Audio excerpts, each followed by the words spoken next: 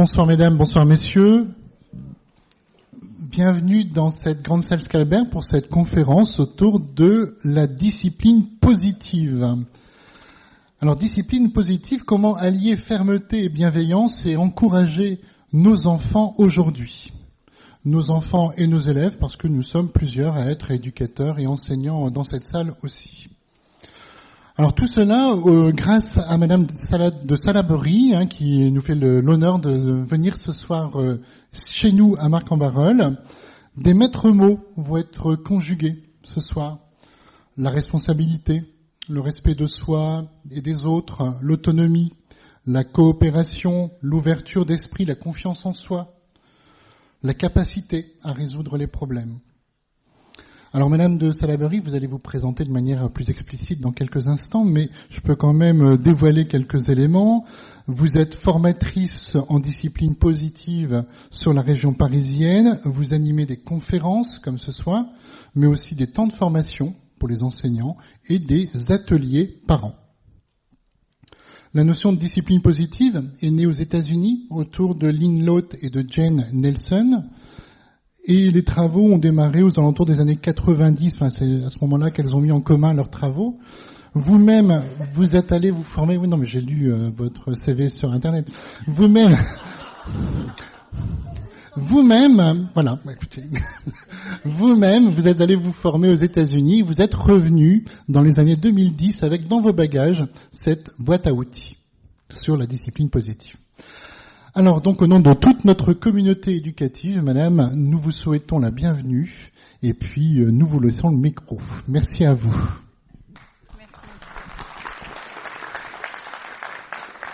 Merci Monsieur Beau, merci beaucoup de cet accueil, en tout cas vraiment accueil exceptionnel ce soir ici à mon égard. Je vous en remercie tous parce qu'il y a eu plein d'acteurs qui sont intervenus. Monsieur Ludiagon d'abord, bien sûr, un grand merci de laisser entrer la discipline positive dans votre vénérable institution. Et c'est vrai que quand vous proposez à chaque jeune, et là je lis un petit passage de votre projet pédagogique, à chaque jeune de votre établissement, en plus bien sûr d'une formation intellectuelle de qualité, d'être heureux et épanoui dans son parcours, heureux d'apprendre, de partager avec les autres, d'être accompagné et encouragé par les adultes qui l'entourent et de se voir confier des responsabilités, je me dis que la discipline positive a toute sa place dans votre établissement et dans votre communauté éducative, que ce soit les enseignants ou que ce soit les parents. Donc un grand merci en tout cas d'avoir pu proposer cette conférence ce soir. Un merci tout spécial aussi sur la logistique, parce que ça fait des mois qu'on en parle avec Monsieur Corbeau de mettre en place cette conférence. Et ça y est, on est là ce soir avec toute votre aide. Un grand merci en tout cas de ce support et de pouvoir réaliser ça ce soir. Alors, effectivement, une petite présentation rapide de ma part, mais vous avez déjà dit plein de choses. Je suis aujourd'hui psychopédagogue positive et je suis formatrice certifiée en discipline positive. Et comme vous le dites, je suis sur le terrain de l'éducation, sur la France en général, pour dispenser des ateliers pour les parents, des conférences bien sûr, des formations pour les enseignants, des formations pour les futurs formateurs d'ateliers parents, enfin bref, un peu partout où on peut et on nous demande pour pouvoir véhiculer, transmettre, proposer cette approche qui m'anime aujourd'hui, cette envie de partager tous ces outils de l'éducation. Et non accessoirement, je suis maman de 4 enfants de 25 à 15 ans et c'est peut-être aussi ce qui m'a amenée à construire ce projet autour de l'éducation, bien sûr. Donc, alors la discipline positive, je vais prendre la discipline positive, vous connaissez peut-être ou vous connaissez pas. Ça fait quelques années, je vous en parlerai après, que c'est arrivé en France, effectivement, d'une envie, d'un certain nombre d'entre nous et surtout de Béatrice Sabaté, la présidente de notre association, qui est revenue dans les bagages des États-Unis après 15 ans aux États-Unis avec cette approche qu'elle a voulu dispenser le plus possible aux parents et aux éducateurs. Donc des supports, des bouquins déjà qui sont non seulement traduits de l'américain, mais adapté à notre culture française. Et ça, c'est pas mal parce qu'on vit pas tout à fait de la même façon dans les familles aux États-Unis qu'en France. Donc vraiment très riche, en tout cas, d'apports. Vous avez la chance ce soir d'avoir un certain nombre de livres qui sont là. D'ailleurs, les 3 sont là, plus les cartes outils. Donc si à la fin ça vous intéresse de prolonger, vous allez pouvoir acquérir ces livres. Donc donc dans la présence littéraire et beaucoup de présence dans les médias. On a eu la chance. Bon, le sujet, c'est vrai, intéresse aujourd'hui. La parentalité, ça, il y a une vraie demande. Et on a eu la chance d'avoir toutes les grandes chaînes, d'avoir des reportages passionnants que vous pouvez suivre d'ailleurs sur notre site. Alors, la discipline positive, pourquoi aujourd'hui peut-être? Pourquoi on pourrait se poser la question? Et là, on est parti d'un constat de société, tout simplement. Le premier constat, c'est peut-être le rapport à l'autorité. Le défi de l'autorité. L'autorité aujourd'hui dans les maisons, dans les familles, dans les classes, dans toutes les structures éducatives, c'est compliqué. On sort de siècles et de siècles d'un rapport à l'autorité très vertical, d'une autorité de soumission. On a longtemps été comme ça fonctionnait. Autrement dit, les paysans obéissaient à leurs seigneurs, les seigneurs obéissaient à leurs rois, c'était comme ça. Les ouvriers obéissaient à leurs patrons, les élèves à leurs professeurs, les enfants à leurs parents, les femmes à leurs maris. Ça fonctionnait, c'était comme ça. On est passé avec toutes ces années, des années 60, de tout ce siècle où l'homme aussi, il y a eu beaucoup de dissémination avec les guerres, donc les femmes ont dû prendre la main à la maison. Donc toutes ces choses ont fait que le siècle dernier, tout ça, ça a évolué. Le rapport à l'autorité, en tout cas dans la famille, a changé. Les démocraties, bien sûr, toute cette ambiance démocratique, les interdits d'interdire, ça a un petit peu fait voler tout ça en éclats. Le rapport à l'information est important aujourd'hui, c'est-à-dire que nos enfants d'un clic ont plus de savoir sur tel ou tel sujet que nous. Donc c'est compliqué l'autorité aujourd'hui. On a du mal. Et peut-être que de temps en temps, quand vos enfants vous répondent, vous dites « Waouh », vous pensez au fond de vous « Mais jamais j'aurais parlé comme ça à mes parents. » Waouh. Et pareil, les enseignants peut-être, d'entendre de temps en temps des élèves qui leur répondent « Attends, moi, jamais j'aurais parlé à ma maîtresse ou à mon prof comme ça. Qu'est-ce qui se passe ?» Ouais, qu'est-ce qui se passe? Ben oui, mais c'est ça aujourd'hui. Le défi aujourd'hui, c'est de pouvoir poser son autorité juste. Et en fait, les outils phares, les concepts phares de la discipline positive, que sont la fermeté et la bienveillance, peuvent apporter une réponse à ce défi de l'autorité aujourd'hui. Quand on dit fermeté en discipline positive, on parle du respect du cadre, du respect de la situation, du respect de l'adulte, du parent, de l'enseignant, de l'éducateur. Et c'est indispensable. Maintenant, pour que cette fermeté fonctionne, pour que cette autorité soit ressentie de façon juste, il va falloir y allier avec un grand « et » la bienveillance. La bienveillance, c'est un mot très galvaudé aujourd'hui. Pour nous, en discipline positive, c'est le respect du monde de l'enfant. Le respect de l'autre, le respect de l'enfant. Il va falloir, pour que ça fonctionne, qu'on arrive à trouver ensemble un cadre ferme et bienveillant avec les contraintes de chacun et s'employer à que ça fonctionne. Un autre constat, et le deuxième qui nous fait aujourd'hui découvrir et apprécier la discipline positive, c'est toutes ces études aujourd'hui académiques, sur les retours académiques de nos élèves, des enfants, de vos élèves, qui sont pas brillants. Malheureusement, quand on est dans toutes ces études PISA et autres, ça fait mal. Ça fait mal parce que ces enfants, ils bossent, ils travaillent, vous travaillez derrière eux, les enseignants travaillent énormément. Il y a vraiment quand même quelque chose de très démotivant. Et il y a eu des études passionnantes qui ont été faites entre le manque d'encouragement à l'école et à la maison et les résultats scolaires. Voilà aujourd'hui pourquoi peut-être la discipline positive peut être une réponse à tous ces maux d'aujourd'hui. L'autorité avec la fermeté, la bienveillance et l'encouragement qui donne de la force, qui donne du courage, qui donne ce sentiment d'être capable et de pouvoir avancer dans sa vie. Quelles que soient les difficultés, la vie elle va pas être rose, ça c'est sûr, mais ce sentiment de je vais y arriver, je suis capable, j'ai confiance en moi. Et c'est tous les outils de la discipline positive qui nous permettent de développer ça aujourd'hui. Alors, Zut. Voilà. Donc un petit résumé sur la discipline positive. Quand on dit discipline chez nous, c'est vrai que quelquefois, et ça c'est amusant en France, parce que vous parlez de discipline positive et vous avez certains qui bloquent sur discipline, d'autres qui bloquent sur positive. C'est très amusant d'avoir les réactions en face de nous. La discipline pour nous, c'est l'enseignement. Vous voyez, c'est le fait de... Ça vient de disciplina, discipulus, et c'est vraiment l'enseignement. Quand on dit positive, et ça on va en parler aussi, c'est saisir les défis, les erreurs comme des opportunités d'apprentissage. Se servir de l'erreur pour apprendre. Le droit à l'erreur indispensable. Donc la discipline positive est une pédagogie par l'encouragement.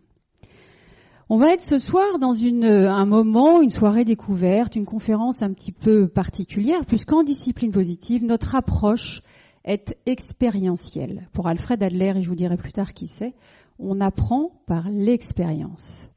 L'expérience, ça veut dire que je vais vous faire vivre des choses. On va être dans une conférence un peu interactive. Je vais de temps en temps avoir besoin de vous pour vivre certaines expériences. Il n'y a aucune improvisation, rien du tout. C'est très simple. Je vous assure, il n'y a aucun danger à venir participer ici ou là-haut. On verra comment on s'organise pour certaines activités. Ça permet vraiment d'intégrer. C'est comme ça qu'on intègre pour Adler. C'est en vivant les choses. Alors l'expérience, on va y aller. Je vais vous proposer de vous tourner vers votre voisin de droite et de faire l'expérience suivante. Donc vous vous mettez en binôme si c'est possible, essayez de vous regrouper comme vous pouvez. Et dans ce binôme, ça va faire bouger, ça va être bien déjà. Et dans ce binôme, l'un ou l'une d'entre vous va avoir le poing fermé. D'accord ? Et va avoir le poing fermé. Ce que doit faire l'autre personne du binôme, c'est tout faire pour ouvrir ce poing. Sans vous blesser, bien sûr. D'accord ? Et vous essayez d'identifier ce que vous ressentez quand vous avez le poing fermé alors essayez de si vous le connaissez, vivez-le dans l'autre sens. Prenez l'autre posture, parce que les deux postures sont intéressantes. Si par hasard vous l'avez déjà vécu, et vous essayez d'identifier ce que vous ressentez, soit en fermé. Bon, je vous propose un petit retour d'expérience en démarrant par ceux qui avaient le poing fermé. Comment vous vous êtes senti avec ce poing fermé ? Qu'est-ce qui s'est passé pour vous ? La force ? L'envie de résister pour gagner. Quoi d'autre ? Défense. Opposition. Défi. Comment ? Facilité. Comment ? Domination. Un jeu, bien sûr. Aussi. Autre chose ? Comment vous êtes senti là ? Résistance, tension, agressé. Qu'est-ce qui s'est passé pour les autres qui ont tenté d'ouvrir ou qui ont réussi ? Est-ce qu'il y en a qui ont réussi ? Juste comme ça ? Oui ? D'accord. D'accord. Des stratégies pour réussir ? Chatouiller ? La ruse ? Quoi d'autre ? Demander ? Parler ? La force, s'il n'y a pas de poignet cassé, ça va, mais bon. Alors, des ressentis en essayant d'ouvrir là ce poignet. C'était comment ? Frustration, challenge, peur de faire mal, désarroi, abandon. Autre chose ? Là du côté, non ? Ouais ? Autre chose ? Pas gagné ? C'est ça ? Ouais. Alors, vous venez de faire l'expérience du pouvoir. Du pouvoir. Qu'est-ce qui se joue dans ces relations de pouvoir ? D'instinct, on se met en résistance pour la plupart d'entre vous. Toutes les stratégies sont possibles, alors que ce n'était pas du tout dans la consigne. D'instinct, on se met en résistance. D'accord ? Instinctivement, dans la relation, on se met dans cette notion de perdant-gagnant. Il faut que je gagne. Il ne faut pas que je perde. Qu'est-ce que ça génère derrière ? Ouais. Toute cette force-là, toute cette énergie qui est mise à résister, à lutter, à y arriver, à gagner. Et on est vraiment dans la lutte de pouvoir. Et c'est instinctif, vous l'avez vu, c'est complètement instinctif. Alors vous me voyez arriver avec mes gros sabots, évidemment. Clairement, le chemin de discipline positive, toute cette approche, va nous conduire à sortir de cette lutte de pouvoir. Autrement dit, dans cette relation d'éducation, il n'y aura pas de perdant, il n'y aura pas de gagnant. On va être tous les deux gagnants. Et on va trouver notre chemin ensemble. J'ai pas besoin de gagner pour que je affirmer mon autorité. C'est pas ça l'enjeu. Et c'est pas simple, parce que vous avez vu, c'est complètement instinctif, on y va. Non, on perd pas. On va être tous les deux gagnants. Un vrai nouveau regard sur la relation, sur notre relation et sur notre rapport à l'éducation. On va gagner tous les deux. Et là, l'énergie, elle va être placée autrement, à trouver des solutions, à pouvoir avancer ensemble et pas contre. Parce que vous avez vu toute l'énergie que ça demande ? C'est épuisant. Donc il n'y en a plus pour le reste. Merci en tout cas de vous être prêté à l'exercice du pouvoir. Alors, pour pouvoir être dans l'encouragement, qui est un peu le thème aussi de ce soir, au-delà du cadre fermeté, bienveillance, ce que je vais vous proposer maintenant, c'est de faire un petit état des lieux. C'est important de savoir d'où l'on part. Autrement dit, une petite réflexion, et là je vais vous proposer de nourrir cette liste. Quelles sont aujourd'hui vos difficultés, vos défis quotidiens dans les comportements avec vos enfants ? Qu'est-ce qui vous a amené ici ce soir ? Ce sont des petites et des grandes choses. Quelles sont-elles ? Alors, ou vous criez bien fort, ou on vous passe le micro. Je vous écoute. S'il n'y a rien, je ne vous crois pas. Clairement. Pardon ? Alors, le manque d'écoute, c'est ça le comportement qui vous... D'accord. Les remettre au travail après l'école. D'accord. Donc, le manque d'envie d'aller travailler après l'école. Comment ? Le manque de concentration. Le manque de respect. Le manque de motivation. Le manque d'écoute, quand on écoute, bien sûr. Oui, résistance, c'est-à-dire que vous répétez 100 fois la même consigne, évidemment, c'est un petit peu agaçant. Et il ne se passe rien en face, on verra tout à l'heure qu'on a peut-être un petit outil pour ça. Autre chose ? Oui, c'est-à-dire la difficulté, c'est quoi chez les... c'est de faire un choix d'orientation, par exemple. Oui, donc pour eux, ce choix pour lui. Donc eux de ne pas savoir où... Voilà. Ouais, c'est ça, d'accord. Bien sûr, l'orientation, c'est un vaste sujet. D'autres choses ? Ouais, donc c'est le manque de confiance en eux ? Pour qu'ils aient plus de confiance en eux. Ouais. D'accord. Comment faire pour améliorer ça ? Oui, donc le manque d'envie chez eux, bien sûr. Autre chose ? Oui, la frustration, bien sûr, à tous les âges. Et oui, toute la vie. Autre chose ? Oui, le manque d'autonomie. Oui.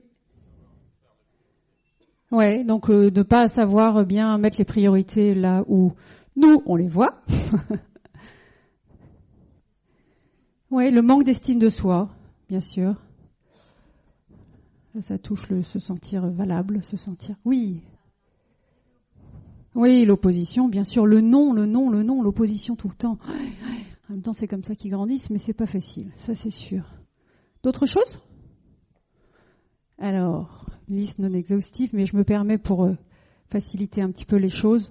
Voilà Hein, vous avez peut-être pas dit tout ça, mais vous alliez le dire. Alors on y est. La liste, elle est là, et elle est souvent là, ça c'est sûr. Hein. On est tous dans le même bateau. On est tous à répéter 100 fois les consignes, manque d'attention, manque d'écoute, le non, les devoirs, l'opposition, le mensonge. Ah oui, vous m'avez pas sorti les écrans, c'est pas ton problème chez vous. Ah ben vous êtes formidable, vous allez me dire comment vous faites. Eh ben oui. Alors sachez que le défi est tellement immense que Jen Nelson, qui est donc à l'origine de la discipline positive, elle en a fait un bouquin entier. Bon, malheureusement, il n'est pas encore traduit, mais il y a un bouquin sur la gestion des écrans. Tellement c'est compliqué aujourd'hui, c'est sûr. Donc voilà, on y est. Hein, les réseaux sociaux, le manque de concentration, grandir trop vite, les disputes entre frères et sœurs, bien sûr, frustration, on l'a dit, les comparaisons, les cris, les colères, toutes ces choses qui nous épuisent, nous, en tant que parents. C'est important de pouvoir juste lister et voir que, ben oui, il y a tout ça. Et en même temps, il y a tout ça pour tout le monde, donc ça fait du bien parce qu'on n'est pas tout seul. Et oui, c'est notre vie de parents. Et on est là. Donc on est là, on part de là. Nos défis, nos difficultés aujourd'hui, c'est ça. Je vous propose une deuxième réflexion. Là, vous allez vous projeter avec vos enfants qui vont quitter la maison, qui vont aller vivre leur vie. De quoi? Oui, ça va arriver un jour, je vous promets. Enfin, j'espère. Oui, ça peut prendre du temps, mais normalement, ça arrive. Et normalement, ça se passe bien aussi. Alors, une deuxième réflexion. Donc, ils vont quitter la maison, ils vont aller vivre leur vie. De quoi vous voulez les voir équipés? Qu'est-ce que vous voulez qu'ils aient dans leur sac à dos pour aller vivre leur vie? Quel talent, quelles compétences de vie? Avec quoi vous voulez les voir partir vivre leur vie? Oui. La joie de vivre. Ah, yes. La liberté. Le libre arbitre. La confiance en soi. Le courage, l'autonomie. Le respect de soi, des autres. Les deux. Quoi d'autre? L'ambition. Des convictions. Un projet. J'ai pas entendu. Alors, vous m'expliquerez en termes de compétences. Si, savoir, s'occuper, d'accord. Ok. Mais pas trop souvent quand même. Hein. D'autres choses? L'ouverture aux autres, au monde, j'imagine. Ouais, l'esprit ouvert. L'épanouissement. L'indépendance. La motivation.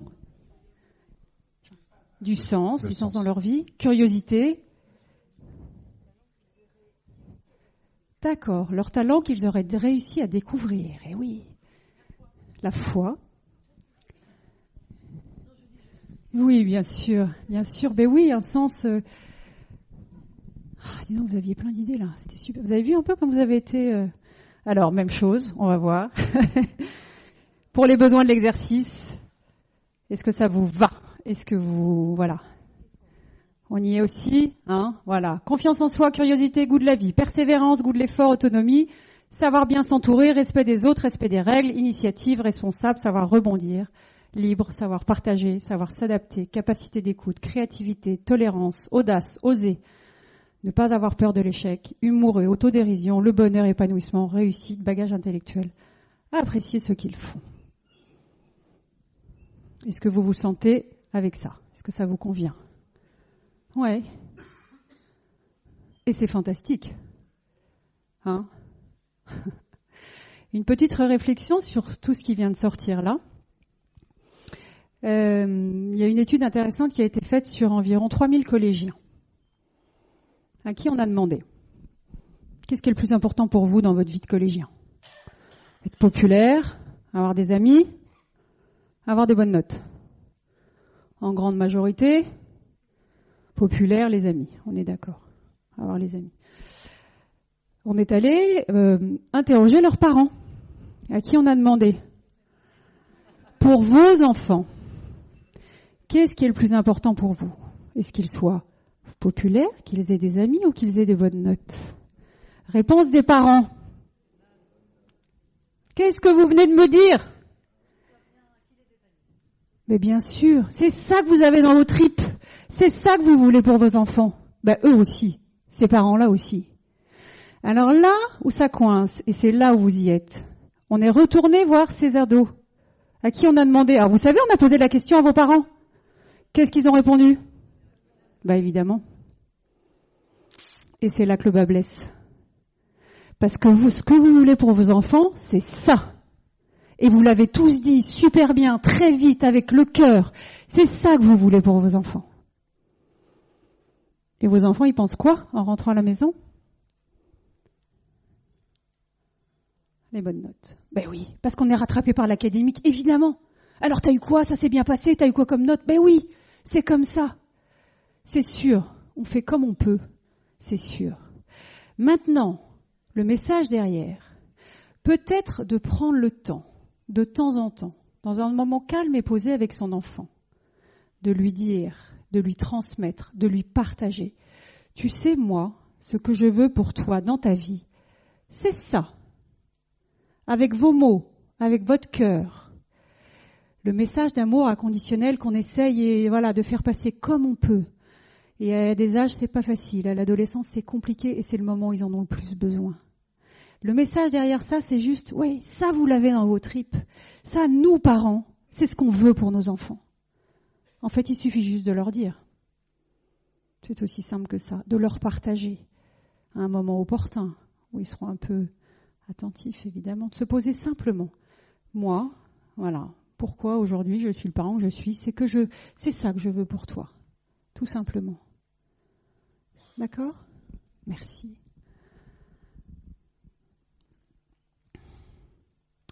Un petit parallèle quand même pour vous dire que voilà les compétences développées par la discipline positive. Est-ce que quelqu'un veut les lire? Tu aurais le micro? Non? Oui? Non? Vous? Quelqu'un? C'est pas difficile. A priori, ça vous parle, vous l'avez déjà dit juste avant, normalement. Non? Bon, Monsieur Corbos, pour vous. Vraiment? C'est long. Le sens des responsabilités, autodiscipline, coopération, j'ai pas mes lunettes, ouverture d'esprit, raisonnement et discernement, respect de soi et des autres, compassion et empathie, acceptation de soi et des autres, enthousiasme pour la vie, curiosité, goût des apprentissages, contrôle de soi, patience, humour, résolution de problèmes, recherche de solutions, sagesse intérieure et extérieure, j'imagine, intégrité, honnêteté, estime de soi, intérêt pour l'autre, motivation, capacité de raisonnement, conviction d'être capable. Merci beaucoup. Je vous en prie. Alors, par rapport à ça, on n'est pas très loin, hein. Bon voilà, ça c'est juste pour dire qu'a priori, vous n'allez pas perdre votre temps ce soir. Qu'on a la même, qu'on a le même GPS, que ce qu'on veut pour nos enfants, c'est ça. Ce que tend à développer la discipline positive chez nos enfants, c'est ça. C'est ce qu'on veut. C'est ce que vous avez au fond de vous. Et c'est important de le savoir. Donc tous les outils que je vais vous proposer ce soir, toute cette approche va s'employer à développer tout soir. Mon intention ce soir, et c'est vrai que je ne voulais pas partager en début, mais je vous le dis maintenant, mon intention ce soir, au-delà de la joie et le bonheur d'être ici, ça n'est pas de vous convaincre. Je ne vais pas vous expliquer que c'est la meilleure approche du monde, c'est pas ça mon objet. Moi, j'ai vraiment juste à cœur de vous présenter cette approche, de vous proposer cette approche. Il y a peut-être des choses qui vont vous parler, d'autres moins. Vous allez peut-être sortir de là en disant tiens, ça j'ai envie d'essayer, un outil, un regard, une façon de faire autrement. Ça va être juste ça mon intention ce soir. Et c'est important que je vous la partage. C'est pas de vous dire c'est la meilleure. Non, chacun va pouvoir. Et c'est un petit peu pour moi la force de la discipline positive, c'est qu'on va pas placarder des choses. On va juste proposer aux éducateurs, aux parents, un chemin qu'il va emprunter avec ce qu'il est, avec ses valeurs, avec sa vie, avec sa famille, et de pouvoir mettre ça et là un outil, un regard, une façon de faire avec ce qu'il est. Et ça, c'est vraiment important dans cette démarche. À mon sens, c'est ça sa puissance. Alors, voilà, j'aime bien cette image. Je ne vous cache pas que quand j'ai fait une conférence à la SNCF, j'étais très fière de la présenter. Je vais vous expliquer ce que c'est. On est là, et ça, c'est important d'en prendre conscience, aussi bien à l'école qu'à la maison.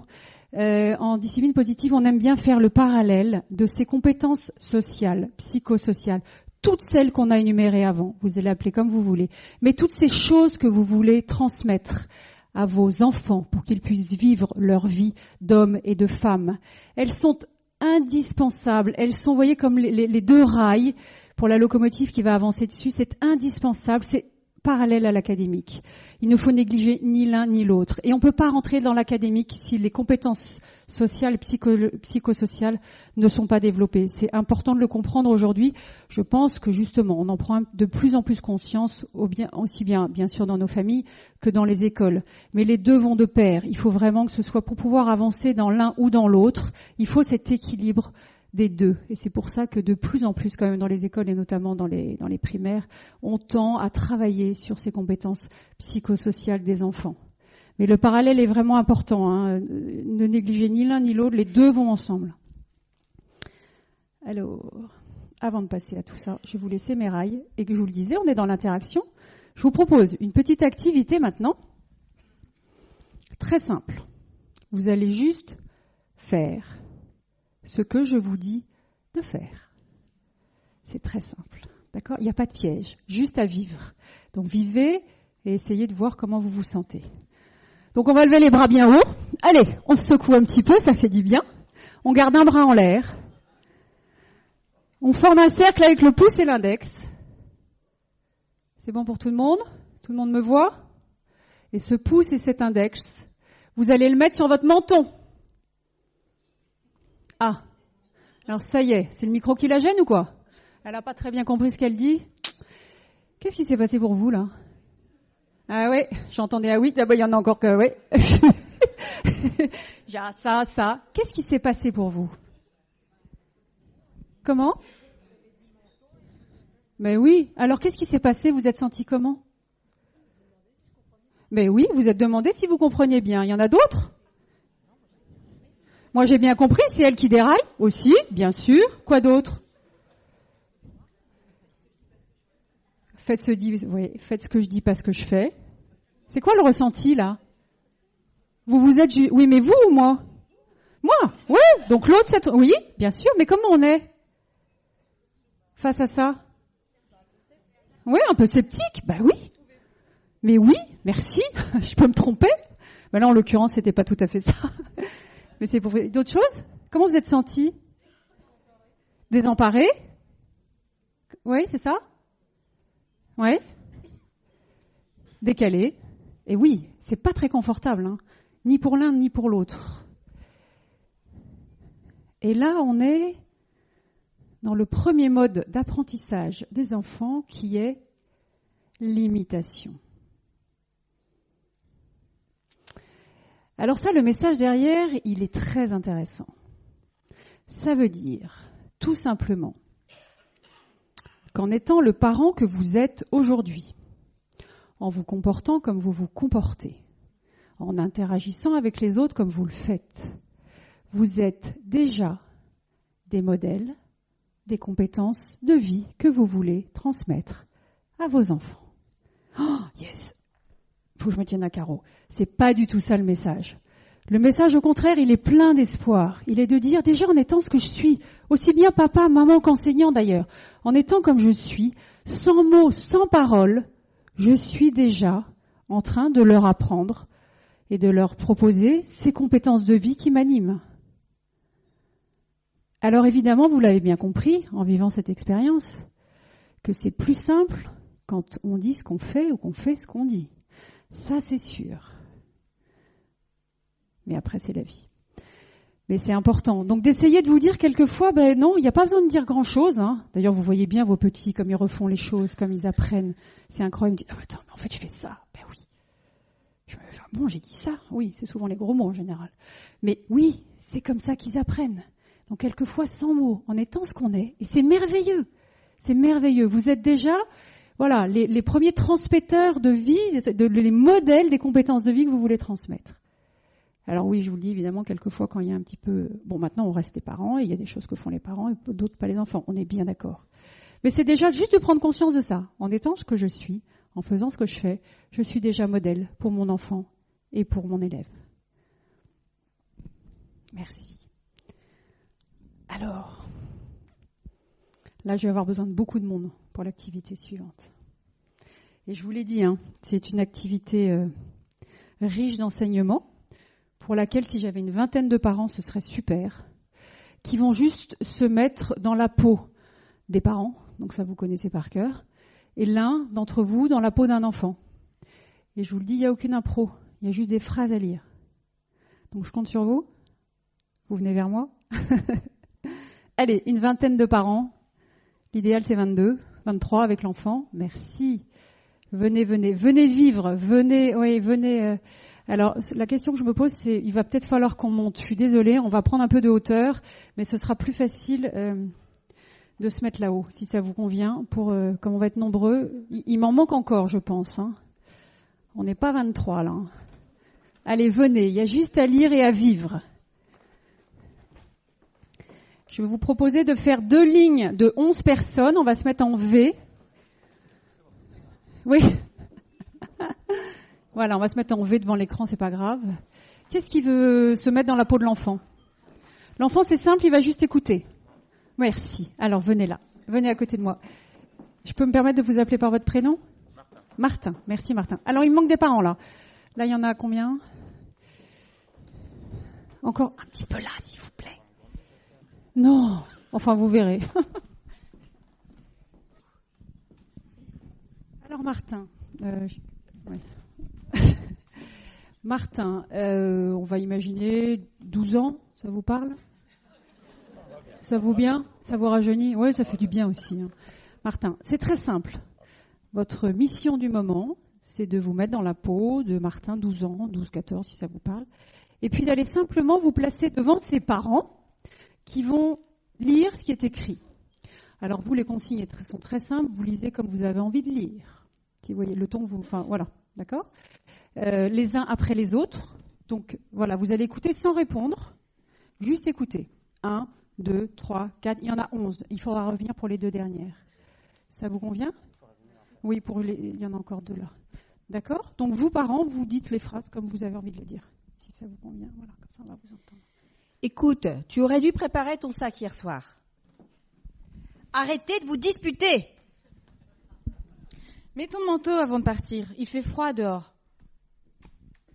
Tu restes à table et tu bouges plus.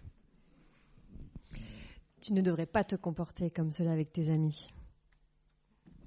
Arrête de râler et de te plaindre. Arrête d'être encore sur l'ordi. À ton âge, tu ne fais pas toujours ton lit? Éteins ton portable. Mets ton linge sale dans le panier. File prendre ta douche, ça fait 1 heure que je te le demande. Alors Martin, si vous avez le courage, venez jusque-là. Comment, Martin, 12 ans, vous vous sentez? Je me sens harcelé. Harcelé. On m'aime pas dans cette maison. On m'aime pas dans cette maison. J'en ai marre, je suis étouffé. Je vais appeler mamie.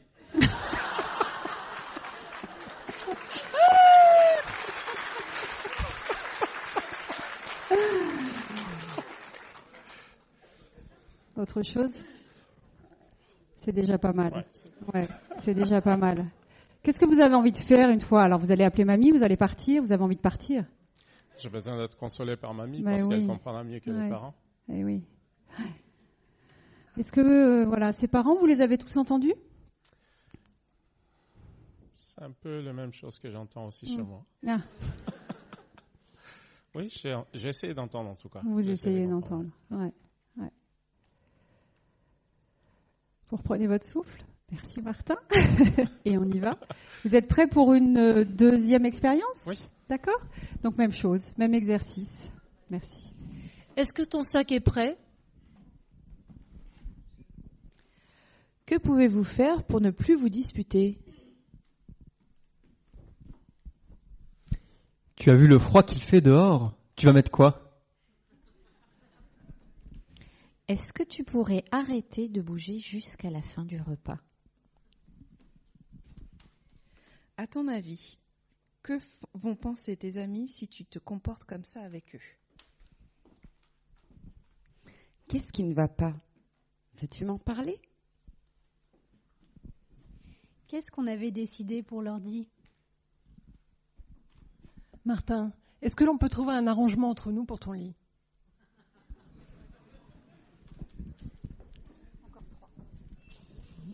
Quelles sont les règles familiales pour les téléphones à table? Je lance une machine. Est-ce que ton linge est dans le panier? Tu veux prendre ta douche avant ou après le dîner? Alors, comment vous êtes? Comment vous vous sentez là? Je me sens plus honoré par là que... Plus honoré par là qu'en face.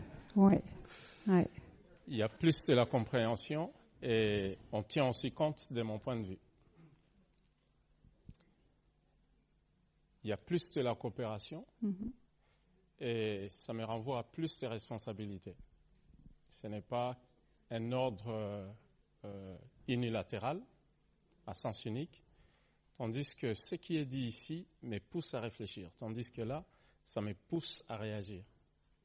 Et la réaction que j'ai, c'est plus les refus, la confrontation. Tandis que de l'autre côté, c'est un peu plus adouci.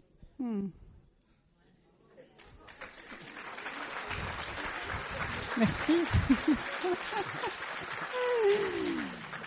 Merci Martin, quelle analyse. Alors on va revenir dessus évidemment, mais j'allais dire tout est dit, mais oui, tout est quasiment dit, ça c'est sûr. Merci pour ce retour en tout cas.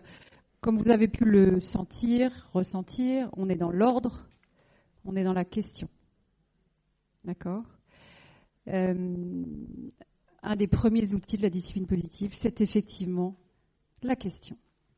La question, comme Martin nous l'a très bien dit, elle invite à une réponse.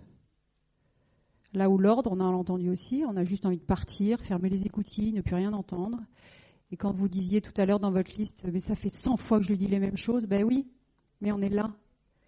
Et là, on n'entend plus. Mais on n'entend pas ou quoi? Ben non, il n'entend plus. Sa survie, c'est de fermer ses écoutilles. Alors effectivement, donc, ce qu'on peut vous proposer, la discipline positive, ça n'est pas on efface tout et on fait autrement, ça n'est pas magique, ça n'est pas tout ça. Mais quand même, de temps en temps, si ça fonctionne, on ne change rien.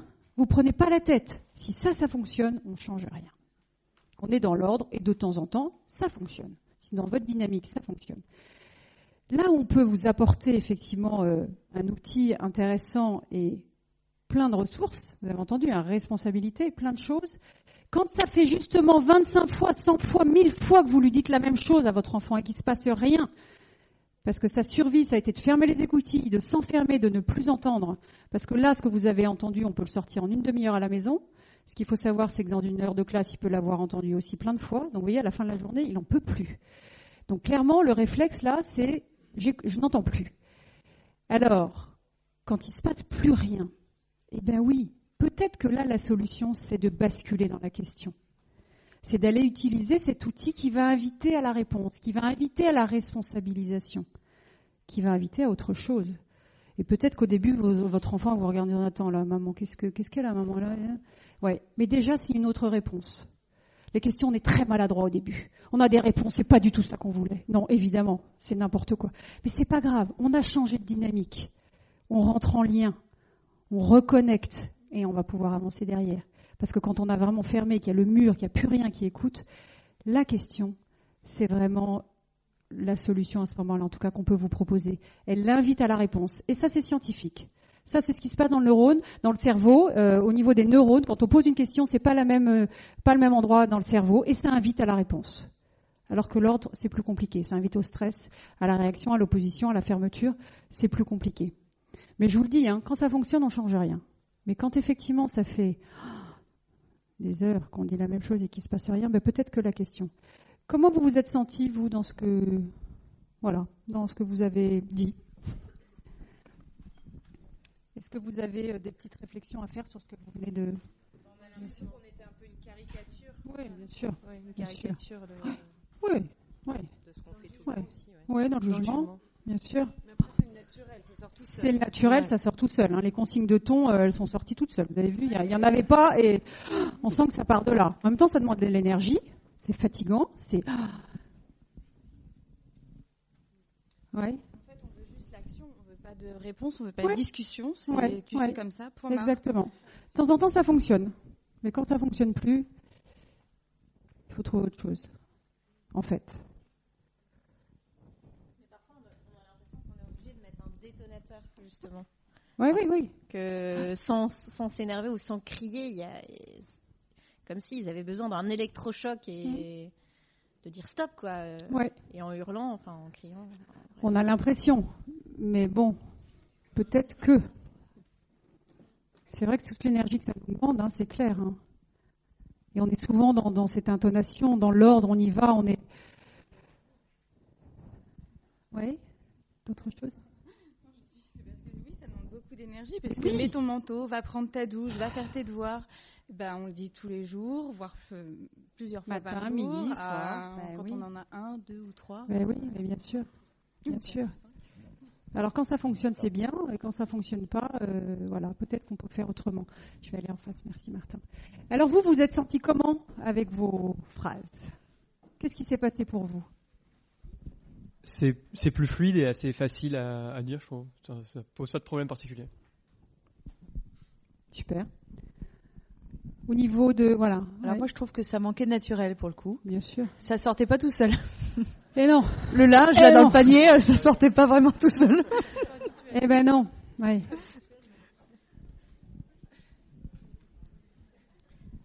On a des attentes et une exigence. On montre une fermeté dans la question. Néanmoins, on attend aussi un retour de l'enfant et qu'il y ait un échange. C'est ça. Est-ce que... Oui. Oui. Un échange. Oui. D'autres choses?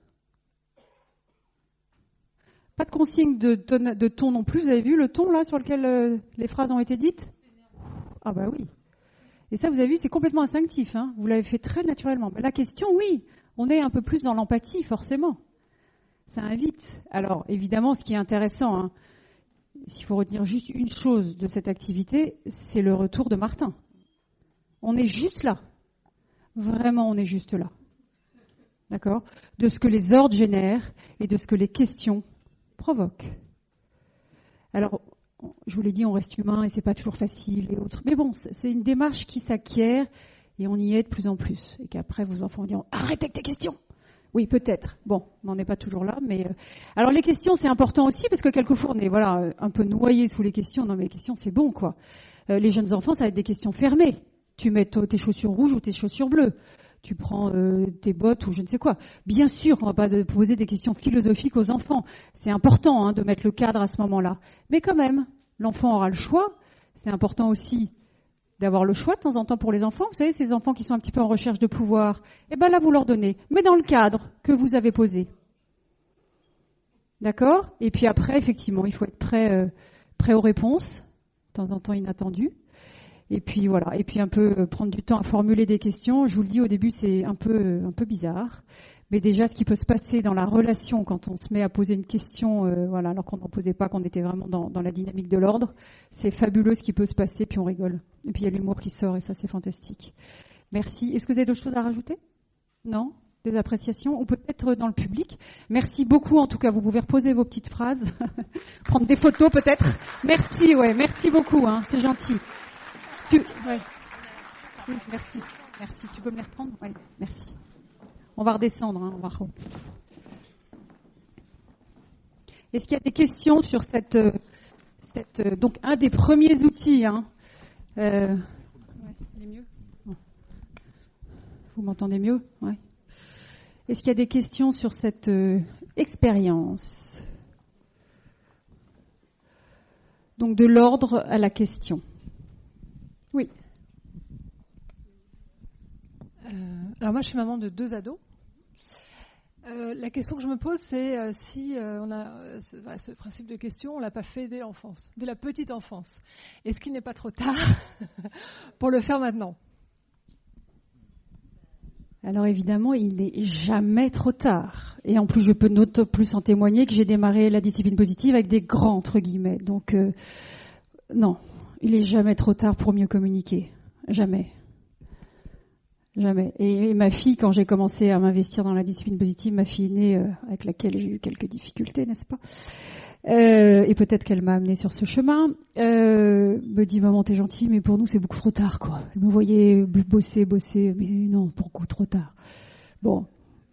Et quelques mois plus tard, j'avançais, j'ai dit « Écoute, ouais, ma chérie, mais je vais continuer parce que vraiment, ça m'intéresse. Tu vois, j'ai vraiment envie d'y aller. » Et ma fille revient vers moi, elle me, comme ça, un petit peu rapide.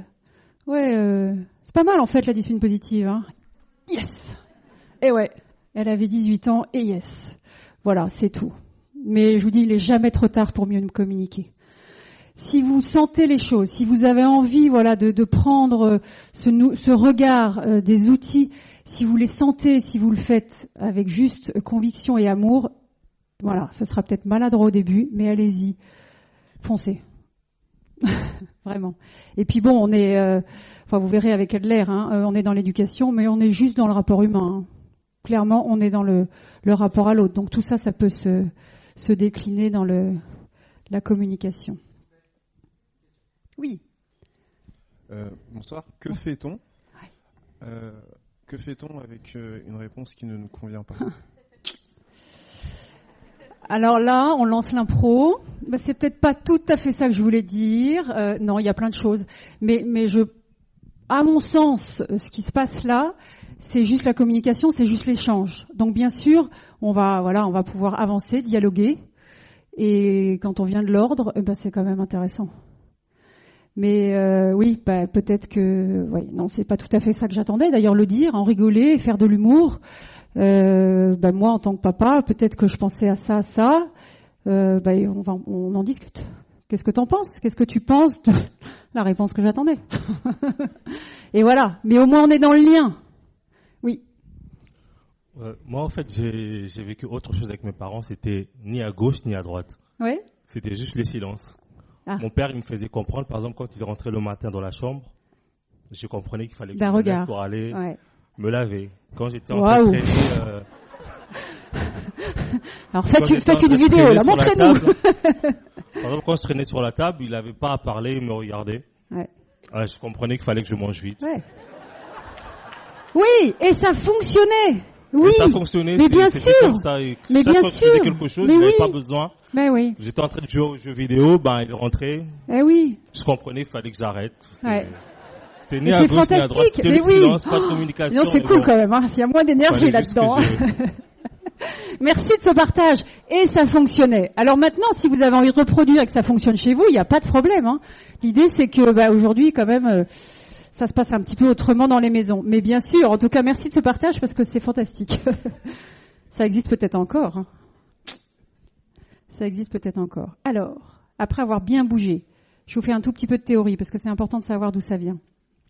Cette fameuse discipline positive. Parce que au-delà de ce truc américain, comme on nous a dit au départ quand on est arrivé en 2010-2011, non, c'est un petit peu plus sérieux, j'ose pas le dire, mais un petit peu plus profond que ça, la discipline positive. Alors, au départ, les travaux d'Alfred Adler, 1870-1937. Donc vous voyez, ça date pas d'hier. Médecin, psychiatre autrichien. Il a longtemps évolué dans les cercles viennois, une dizaine d'années avec Freud. Il a été contemporain de Freud et il a été avec Freud. Il s'est très vite, une dizaine d'années, et puis en fait il s'est séparé parce qu'ils n'avaient pas du tout la même vision de l'être humain, l'un et l'autre. Pour Adler, on évolue que dans le lien social. Et ça c'est fondamental, on le verra après. Cela dit, Adler, puissant, profond, mais une pensée confuse, une théorie très dense et pas très accessible pour le commun des mortels. Alors, la bonne idée, c'est que Rudolf Dreckers, pareil, psychiatre, autrichien également, donc un petit peu plus jeune, il est mort en 72 lui, avec un regard sur tous ces travaux d'Adler, nous a modélisé sa pensée, nous l'a rendu accessible. Il a écrit des livres d'ailleurs qui sont malheureusement plus édités. Ils ont été d'ailleurs dans les années 70, mais on peut les trouver sur passionnant. Dreckers, passionnant. Il nous a vraiment rendu lisible toute la psychologie adlérienne qui, vous verrez, est très très contemporaine. Là-dessus, alors ces deux hommes sont partis au moment du nazisme aux États-Unis. Ils ont fui le nazisme et se sont installés vers Chicago, où là, Dreckers a, pendant des années jusqu'à sa mort, construit un centre éducatif où il a beaucoup étudié, aussi bien dans les familles, l'approche adlérienne, aussi bien dans les familles que dans les écoles. Donc des travaux passionnants, des livres passionnants. Et là-dessus, deux docteurs en éducation, Jen Nelson et Lynn Lott, ont, avec leur regard pragmatique, avec le regard, pratico-pratique américain qui de temps en temps nous aide bien. On définit cette discipline positive aujourd'hui, on construit cette approche, ces formations, ces ateliers. Tout ça, ça a été bien pensé sur ces fondements adlériens, et on a en même temps quelque chose de digeste. Vous voyez, tous nos ateliers sont construits un petit peu comme ce qu'on vit ce soir, donc avec des activités, avec de la théorie, on alterne, on apprend par l'expérience, donc beaucoup d'expérience. Donc ça, c'est ce que nous ont permis Jen Nelson et Lynn Lott. Elles ont